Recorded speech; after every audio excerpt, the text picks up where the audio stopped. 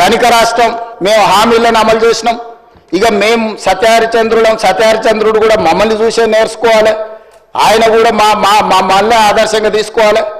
ఇట్లాంటి మాటలు మాట్లాడుతుంటే పర్వాలేదు, వాళ్ళ గొప్పతనాలు వాళ్ళు చెప్పుకుంటే, నా ఇప్పు నువ్వు గోకు, నీ ఇప్పు నేను గోకుతా అనే పాలసీలో వాళ్ళ గురించి వాళ్ళు గొప్పలు చెప్పుకుంటా అంటే నాకు అభ్యంతరం లేదు.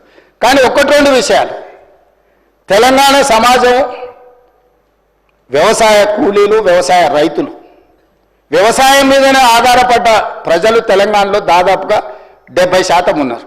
2014 ఎన్నికలలో ఘనత వహించిన చంద్రశేఖరరావు గారు రైతులకు ఇచ్చిన హామీ ₹1,00,000 రుణమాఫీ చేస్తా అని అధ్యక్ష. ఎన్నికలయ్యి అధికారంలోకి వచ్చిన తర్వాత ఏకదాటిగా ₹1,00,000 మేము రుణమాఫీ చెయ్యము, 4 విడతలుగా చేస్తామన్నారు అధ్యక్ష. ప్రతి సంవత్సరం మేము 25,000 4 విడతలే చేస్తామన్నారు.